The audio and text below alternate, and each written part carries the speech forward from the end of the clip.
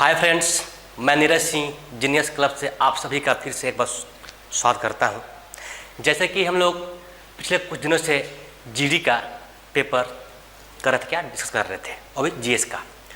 तो उसमें कैसा क्वेश्चन आया, क्या आया, अभी तक कुछ हम लोगों ने डिस्कशन किया है।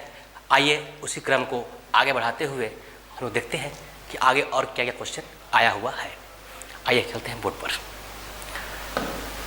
तो पहला क्वेश्चन हम लोग का दोस्तों है कि सूफी भक्ति संगीत का एक रूप है जिसकी उत्पत्ति भारतीय उपमहाद्वीप में हुई थी। देखिए, सूफी भक्ति के नाम आता है और यहाँ पर 4 ऑप्शन दिए हुए। क्या क्या दिए हुए हैं? कवाली, दूसरा तीज गीत, बसंत गीत, कजरी। तो तीज गीत तो एक कल्चरल सॉन्ग होता है और बसंत पंचमी में गाने वाला बसंत गीत हो गया।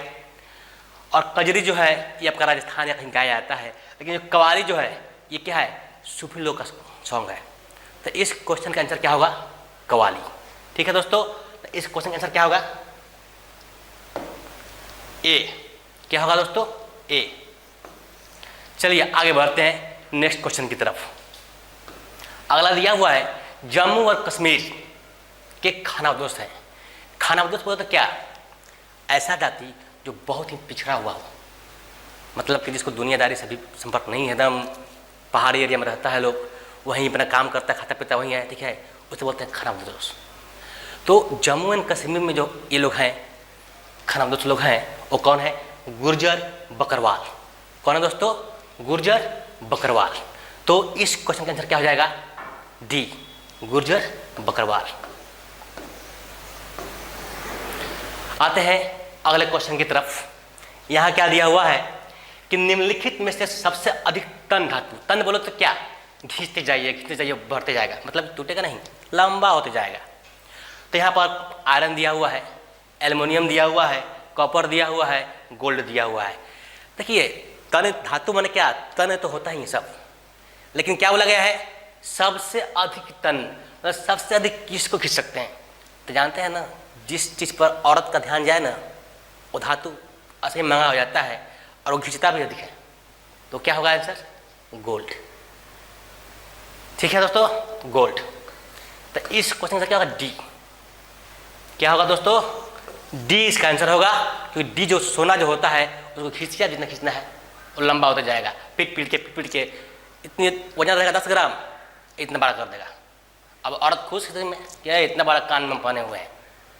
ठीक है, आगे बढ़ते हैं नेक्स्ट क्वेश्चन की तरफ। अगला क्वेश्चन क्या दिया हुआ है? हवा महल। हवा महल किस शहर में स्थित है? बात करते हैं हवा महल।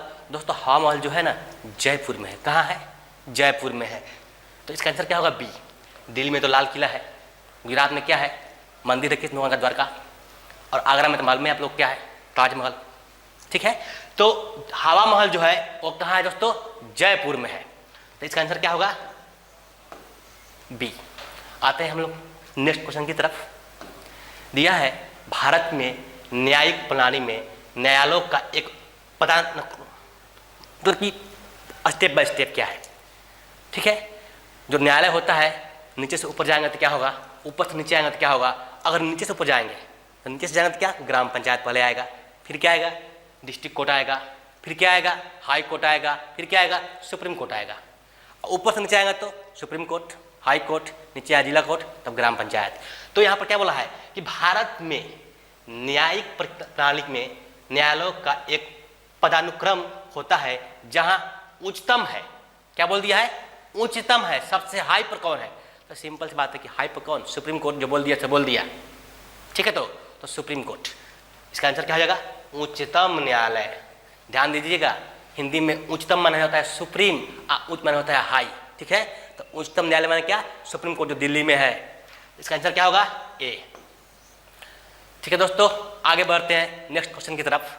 और वो क्वेश्चन रहा ये, निम्नलिखित में से फ्रांसीसी क्रांति के आदर्शों से प्रेरित था कौन था? फ्रांसीसी क्रांति मतलब कि जो फ्रांस में क्रांति हुआ था उससे कौन ऐसा भारत का राजा था कि वो इससे मैंने प्रेरणा लिया? वो था हमारे कौन? टीपू सुल्तान। कहाँ वाले? हैदराबाद वाले। हैदर अली के बेटे थे। किसके बेटे थे? हैदर अली के बेटे थे टीपू सुल्तान। वो जो थे फ्रांसीसी क्रांति से क्या हुए थे? प्रेरित हुए थे। तो आंसर क्या हो जाएगा? ए। नेक्स्ट क्वेश्चन बढ़ते हैं दोस्तों। यहाँ दिया है निम्नलिखित में से कौन सिंधु नदी की सहायक नदी नहीं है? देखिए, बात करते हैं सिंधु नदी, मतलब सिंधु नदी वो नदी है जो कश्मीर के एरिया में बहती है, कश्मीर पंजाब जो है ना उससे बहती है। तो कश्मीर पंजाब में तो गंगा जी है ही नहीं, देखिए गंगा नाम दिया हुआ है। जब कश्मीर पंजाब में गंगे जी नहीं है तो वही सिंपल सी बात है कि वही होंगी। किसका? सिंधु की सहायक नदी नहीं है। रावी, झेलम, चिनाब, ये तीन नदी जो दिखाई दे रहा है आपको, ये तीनों क्या है? सिंधु की सहायक नदी है। लेकिन गंगा जो है एक स्वतंत्र नदी है। ओके, तो इसका आंसर क्या होगा? डी, गंगा। बढ़ते हैं नेक्स्ट क्वेश्चन की तरफ। यहां दिया है राजीव गांधी खेल रत्न पुरस्कार के सबसे कम उम्र के प्राप्तकर्ता है। पहले दोस्तों बता दें आपको ये कि राजीव गांधी खेल रत्न पहले था, अब नहीं है। अब क्या हो गया है? मेजर ध्यानचंद। मेजर ध्यानचंद खेल रत्न हो गया है। पहले क्या था? राजीव गांधी खेल रत्न, अब क्या हो गया है? मेजर ध्यानचंद खेल रत्न। लेकिन जब तक क्वेश्चन दिया हुआ है तब क्या पूछ रहा है? तो सबसे कम उम्र का खेल रत्न पुरस्कार जो प्राप्त किए थे वो थे कौन? अभिनव बिंद्रा, शूटर थे, शूटर। ठीक है, कौन? अभिनव बिंद्रा, यानी कि इसका आंसर क्या होगा? डी। ओके दोस्तों, आगे बढ़ते हैं नेक्स्ट। निम्नलिखित में से कौन पानी के साथ प्रतिक्रिया करता है? पानी के साथ कौन प्रतिक्रिया करता है? मतलब रिएक्शन, रिएक्ट करता है। ठीक है, तो ध्यान दीजिए, यहाँ पर पानी के साथ जो करता है ना वो कौन है? कैल्शियम है। कौन दोस्तों? कैल्शियम। कैल्शियम जो है पानी के साथ करता है प्रतिक्रिया। ठीक है दोस्तों, इसका आंसर क्या हो जाएगा? डी। अब बात करते हैं, तीन नाम और दिया हुआ है, सिल्वर, कॉपर और लेड। क्या दिया हुआ है? सिल्वर, कॉपर और लेड। तो सिल्वर जो है वो करता है किसके साथ रिएक्ट? सल्फर के साथ। सिल्वर जो है सल्फर के साथ रिएक्ट करता है। कॉपर जो है, कॉपर किसके साथ करता है? फ्लोरीन के साथ करता है। किसके साथ? फ्लोरीन के साथ। और सॉरी, कॉपर जो है वो करता है ऑक्सीजन के साथ, और लेड जो है वो करता है फ्लोरीन के साथ। तो इस क्वेश्चन का आंसर क्या है? कि पानी के साथ तो बोलेंगे क्या? कैल्शियम। ठीक है, सिल्वर के साथ कौन करता है? सल्फर। कॉपर के साथ कौन करता है? तो क्या बोलेंगे दोस्तों? हम लोग बोलेंगे ऑक्सीजन। और लेड जो है वो करता है फ्लोरीन के साथ। ठीक है, तो प्रतिक्रिया करते हैं ऐसे। तो यहाँ बोल दिया पानी, तो क्या हो जाएगा? कैल्शियम। डी आंसर होगा इसका। आगे बढ़ते हैं हम नेक्स्ट क्वेश्चन की तरफ। दिया लठमार होली। लठमार होली सुनते ही क्या दिमाग में आता है? बरसाना, यूपी का एक गांव है बरसाना। ठीक है दोस्तों, क्योंकि जहाँ पर कृष्ण जी बड़े हुए थे। ठीक है, तो यहाँ पर देखिए बरसाना दिखाई दे रहा है, और नंदगांव जहाँ पर कृष्ण भगवान का पालन पोषण हुआ था। तो लठमार होली जो है वो बरसाना और नंदगांव जो यूपी में पड़ता है वहाँ मनाई जाती है। इसका भी आंसर क्या है? डी ही है। इसका भी आंसर डी ही है। आगे बढ़ते हैं नेक्स्ट क्वेश्चन की तरफ। नेक्स्ट क्या दिया हुआ है? 300 कैच लेने वाले भारत के पहले विकेट कीपर है। देखिए दोस्तों, कुछ क्वेश्चन होता है ना कि आप ऑप्शन देख कर मार सकते हैं। अब यहाँ देखिए नाम दिया है चार, क्या? MS धोनी, वीरेंद्र सहवाग, सुरेश रैना, सौरव गांगुली। अब सिंपल सी बात है, इस चार नाम में, और आप थोड़ा सा भी देखते होंगे क्रिकेट, एक ही कीपर है। कौन? महेंद्र सिंह धोनी। बाकी सब क्या है? बैट्समैन लोग हैं।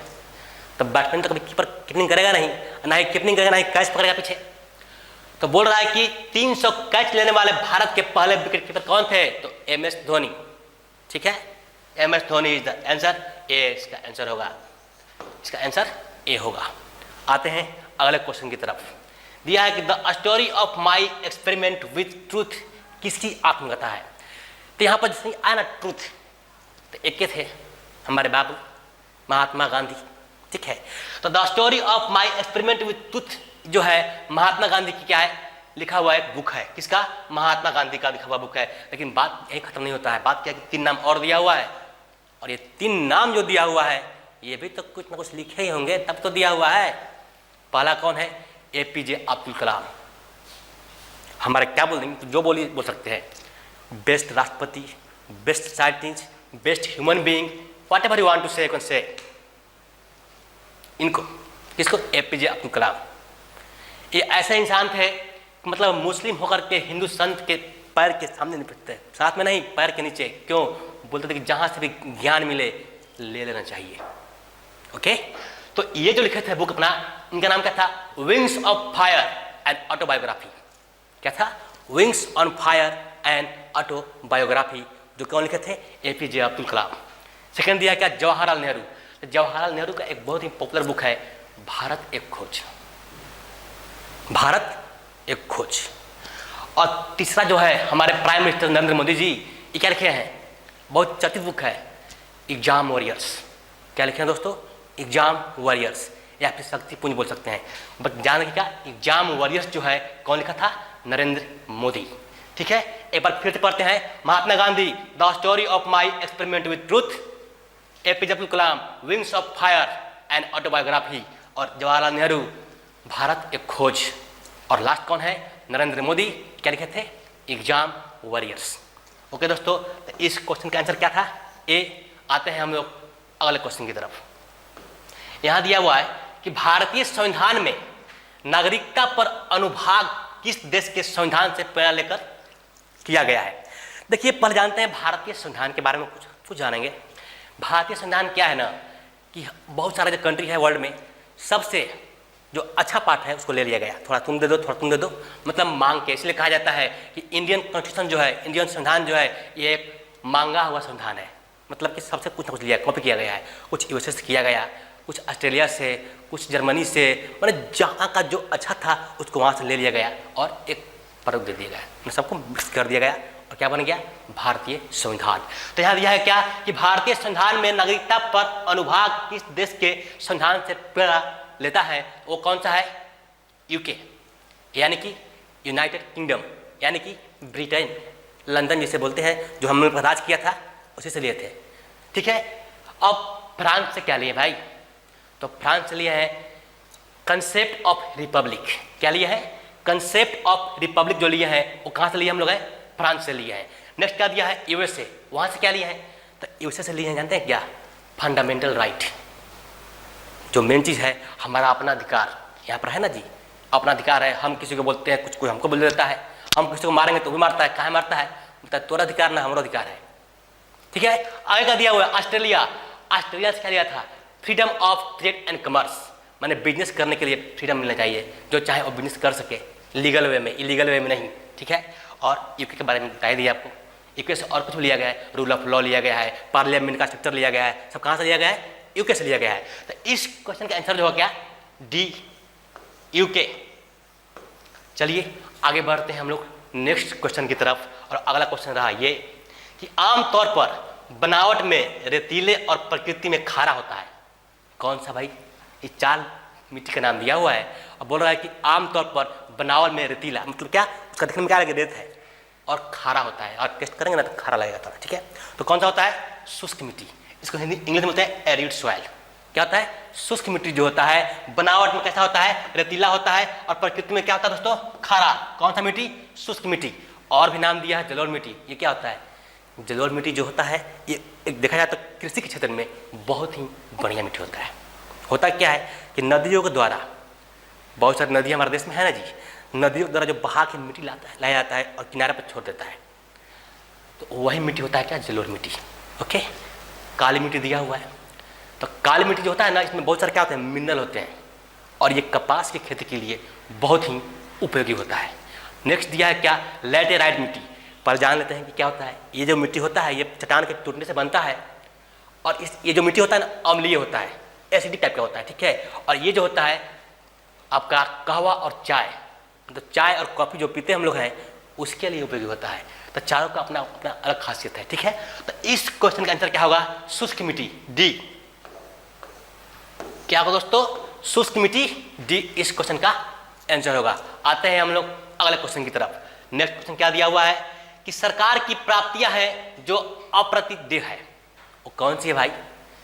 और बात करें इंग्लिश में, are receives of the government which are non redeemable, जिसको हम रिडीम नहीं कर सकते हैं, वो क्या होता है, वो होता है हमारा रेवेन्यू रिसिप्ट। आया, हमने देखा लेकिन हाथ न लगा, होता है ना कि हाथ को आया मुंह को न लगा, वही होता है क्या, रेवेन्यू रिसिप्ट। वहाँ से देखे कि आ रहा है आ रहा है आ रहा है, आ भी गया, और वहाँ से यहाँ नहीं आया, मगर कहा भाई तो रेवेन्यू रिसिप्ट है वो। ओके, तो इस क्वेश्चन का आंसर क्या होगा, सी, राजस्व प्राप्तियां। क्या होता है दोस्तों, राजस्व प्राप्तियां, यानी कि इसका आंसर क्या होगा, सी। आइए आगे बढ़ते हैं अगले क्वेश्चन की तरफ। दिया है कि वर्तमान में भारत सरकार में युवा मामले और खेल के लिए जिम्मेदार कैबिनेट मिनिस्टर कौन है। देखिए दोस्तों, जब तक क्वेश्चन दिया हुआ है ये, उस समय हमारे थे कौन, राज्यवर्धन सिंह राठौर थे, राजस्थान वाले। ठीक ना। लेकिन अभी ये नहीं है, पहले थे कौन, राजवर्धन सिंह राठौर पहले थे, तो इस क्वेश्चन के अनुसार तो हो जाएगा ए। लेकिन अभी कौन है, अभी है अनुराग ठाकुर। कहाँ वाला है ये, हिमाचल प्रदेश के रहने वाला है, वहाँ के एमपी है, ठीक है। तो कौन है अभी, अनुराग ठाकुर, ठीक है। तो इसके अनुसार आंसर होगा ए। लेकिन रियल में अगर पूछ दे, अभी आपके एग्जाम में आता है कौन है, तो क्या बोलिए आप लोग, अनुराग ठाकुर। आइए आगे बढ़ते हैं दोस्तों नेक्स्ट क्वेश्चन की तरफ। दिया है कि लक्षद्वीप द्वीप में स्थित है, मतलब बात है क्या, द्वीप बोल रहे हैं, द्वीप माने क्या होता है, समुद्र है चारों ओर, पानी है, पानी बीच में निकल गया, बोलते हैं ना। तो चारों ओर पानी है, बीच में क्या है, छोटा सा लैंड हो गया, तो बोलते हैं द्वीप। क्या बोलते हैं, द्वीप। तो देखिए लक्षद्वीप जो है ना, ये हमारे अरब सागर में पड़ता है। कहाँ पड़ता है, अरब सागर में। तो आप बोलेंगे बहुत चलाक है, तो अंडमान निकोबार कहाँ पड़ता है दोस्तों, अंडमान निकोबार जो है वो पड़ता है बंगाल की खाड़ी बोलिए या फिर बोलिए हिंद महासागर, क्योंकि हिंद महासागर में पड़ता है क्या, बंगाल की खाड़ी, और बंगाल की खाड़ी में क्या है, अंडमान निकोबार द्वीप समूह, ठीक है दोस्तों। तो इसका आंसर क्या होगा, सी। क्या होगा, सी। आते हैं हम लोग नेक्स्ट क्वेश्चन की तरफ, और क्वेश्चन रहा, नेक्स्ट क्वेश्चन क्या दिया हुआ हम लोग का, कि पूंजी उत्पादन के दौरान कच्चे माल और हाथ में धन की विविधता को संदर्भित करता है। मतलब कि जब भी हम बिजनेस करते हैं तो दो तरह की पूंजी होती है, एक होती है फिक्स्ड, एक होती है वर्किंग। मतलब कि एक तो फिक्स है, जैसे कि मशीनरी खरीद लिए, या फिर जो बिल्डिंग है, फैक्ट्री क्या हो, और जो है सो है। लेकिन कुछ ऐसे चीज़ होते हैं ना जो आते हैं जाते हैं, बिना उससे काम नहीं होता है, उससे क्या बोलते हैं, वर्किंग कैपिटल। क्या बोलते हैं, वर्किंग कैपिटल। क्या बोलते हैं उसको, वर्किंग कैपिटल। यानी वर्किंग अमाउंट होता है जो कार्य चलन। क्या होता है, कार्य चलन, कि बिना इसके काम होगा ही नहीं। अब यहाँ पर मान लीजिए तो पढ़ा रहे हैं हम, ये आ चुका है, ठीक है, और एक क्वेश्चन ही ना है, तो कहाँ से पढ़ाएंगे, क्या बोर्ड से पढ़ा देंगे आपको, नहीं, उसके लिए क्वेश्चन जरूरी है। वैसे ही किसी भी काम करने के लिए वर्किंग कैपिटल क्या होना बहुत ही आवश्यक है। तो इसका आंसर क्या हो जाएगा, बी। नेक्स्ट क्वेश्चन आते हैं, दिया हुआ है कि विषाणुओं के अध्ययन को कहा जाता है। आइए देखते हैं, यहाँ पर ऑप्शन दिए हैं 4, जीव विज्ञान, पैथोलॉजी, पेडोलॉजी और वायरोलॉजी। देखिए जीव विज्ञान क्या होता है, जीवों का अध्ययन, मतलब जिसमें जीव है, हम हुए, एनिमल्स हो गए, पेड़ पौधे हो गए, और बहुत सारे हैं जीव जो हम जानते भी नहीं हम लोग हैं।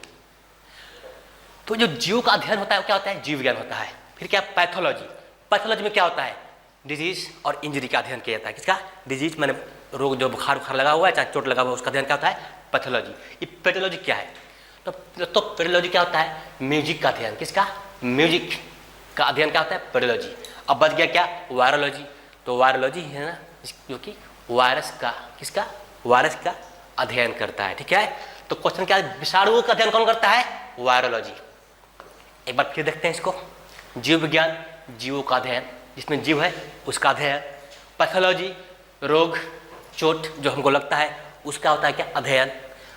पेडोलॉजी, गाना जो होता है ना म्यूजिक, उसका अध्ययन। और वायरोलॉजी, वायरस का अध्ययन, यानी कि विषाणुओं का अध्ययन, ठीक है। आते हैं हम लोग अगला क्वेश्चन की तरफ। इसका तो हो गया आंसर क्या, डी। नेक्स्ट क्वेश्चन देखते हैं, गांधी इरविन समझौता भारत के निम्नलिखित में से किस आंदोलन से जुड़ा था। अब बोला गांधी कौन थे, आपको मालूम ही है, हमारे प्यारे बापू। और इरविन कौन था, इंग्लैंड का रहने वाला था, मतलब कि लंदन का था, ब्रिटेन का था, और भारत में क्या था, वो जनरल था उस समय। तो गांधी जी और इरविन के बीच क्या हुआ था, एक बात हुआ था, वो क्या हुआ था, सविनय अवज्ञा आंदोलन हो रहा था उस समय। दोनों के बीच क्या हुआ था, समझौता हुआ था कि हाँ भाई हम ये कर रहे हैं, आप इसको हटाइए, मत कीजिए आंदोलन। तो क्या आंसर होगा इसका, बी, सविनय अवज्ञा आंदोलन। आते हैं अगले तरफ, जब गुर्दे ठीक से काम करना बंद कर दे, गुर्दे माना होता है किडनी, ध्यान रखिएगा, गुर्दे मतलब किडनी। जब गुर्दे ठीक से काम करना बंद कर देते हैं तो रक्त से अपशिष्ट उत्पादों और अतिरिक्त तरल पदार्थ को निकालने की प्रक्रिया को क्या कहते हैं। जब शरीर में जो गुर्दा किडनी है काम करना बंद कर देती है दोस्तों ना, तो उसके लिए डायलिसिस किया जाता है, कहते हैं डायलिसिस होता है, तब वो फिर से काम करना जाता है। नहीं तो किडनी जहाँ खत्म तो आदमी खत्म हो जाता है कुछ दिन बाद, ठीक है। तो जब भी किडनी में कुछ गड़बड़ी होता है, जब तक चेक करता है, पहले दवा देगा, ठीक नहीं होगा तो बोलता है बाबू थोड़ा डायलिसिस करना होगा। क्या करना होगा, डायलिसिस करवाना पड़ेगा। ओके, आंसर क्या होगा, डी। चलिए आगे बढ़ते हैं हम लोग नेक्स्ट क्वेश्चन की तरफ, और ये रहा आपके सामने, अनुच्छेद के तहत जम्मू और कश्मीर को विशेष दर्जा दिया गया है। देखिए दर्जा दिया गया है जब का क्वेश्चन है तब का नहीं है, फिर जान लीजिए वो था 370। ठीक है, 370 के तहत जम्मू कश्मीर को एक विशेष दर्जा दिया गया था। अब है नहीं रह गया है, था हो गया है, लेकिन अब नहीं है। लेकिन यहाँ क्वेश्चन दिया हुआ है तो उसका आंसर जान लीजिए कि होता है ए। बट ध्यान रखिएगा कि अब 370 नहीं है। ठीक है, आइए आगे बढ़ते हैं। पत्ती की निचली सतह पर छोटे छोटे चीज़ों को क्या कहते हैं? देखिए कोई पेड़ का पत्ता होता है ना जी, तो उसमें क्या होता है कि नीचे में, उसके नीचे वाले तल में छोटा सा चीज़ होता है जो जनरली दिखाई देता नहीं है लेकिन होता है। उसको बोलते हैं अस्टोमाटा। क्या बोलते हैं उसको? अस्टोमाटा बोलते हैं। क्या बोलते हैं उसको? अस्टोमाटा। इन हिंदी बोलो तो क्या बोलेंगे? रंध्र वतन। क्या बोलते हैं उसको? रंध्र वतन। ठीक है, अगर ये ना रहे ना तो ना ही हमको ऑक्सीजन मिलेगा, ना ही हमको फल मिलेगा, ना ही हमको अनाज मिलेगा। ठीक है, क्योंकि उसी से उस सूर्य की रोशनी को खींचता है, उसी से वो कार्बन डाइऑक्साइड खींचता है और तब जाके कहीं खाना बनाता है वो। और जो खाना बनाता है, जो खाना उसका बच जाता है, वो हम लोग के लिए क्या होता है? फल और अनाज। और जो सांस छोड़ता है वो क्या होता है? ऑक्सीजन। ठीक है, तो इसलिए पेड़ बहुत जरूरी है, पेड़ पौधा बहुत जरूरी है। क्यों जरूरी है? और वो ना रहे तो हम भी नहीं रहेंगे दोस्तों, क्योंकि पेड़ पौधा नहीं तो ऑक्सीजन नहीं। अभी देखिए होंगे कोरोना काल में मैंने भयंकर मचा था, हाय तबाह हो रहा था, कहाँ है? ऑक्सीजन ही नहीं था। ठीक है, तो इसका क्या होगा? डी, रंध्र वतन। चलते हैं अगले क्वेश्चन की तरफ। आइए देखते हैं अगला क्वेश्चन क्या दिया है। अर्थशास्त्री को 1998 में नोबेल पुरस्कार मिला। तो पूछ रहा है कौन से इकोनॉमिस्ट थे, कौन से अर्थशास्त्री थे जिनको 1998 में यानी कि 1998 में नोबेल प्राइज से नवाजा गया। तो आते हैं ऑप्शन में, क्या दिया है? डॉक्टर मनमोहन सिंह, रघुराम राजन, अमर्त्य सेन, अभिजीत विनायक बनर्जी। दोस्तों ये चारों के चारों जो है ना इकोनॉमिस्ट है। ठीक है, मनमोहन सिंह भी है इकोनॉमिस्ट, रघुराम राजन भी थे, अमर्त्य सेन भी हैं और अभिजीत विनायक बनर्जी, ये चारों के चारों हैं। अभी तो इसमें से 1998 में जिनको मिला था वो थे कौन? अमर्त्य सेन। कौन थे दोस्तों? अमर्त्य सेन, जिनको 1998 में नोबेल प्राइज दिया गया था। और एक नाम और इसमें दिया हुआ है जिनको नोबेल प्राइज मिला था कब? 2019 में। वो कौन थे? अभिजीत विनायक बनर्जी। तो इस क्वेश्चन के अनुसार कौन है? अमर्त्य सेन। सी इसका आंसर हुआ। ओके दोस्तों, तो आज के लिए हम लोग इतना ही रखते हैं।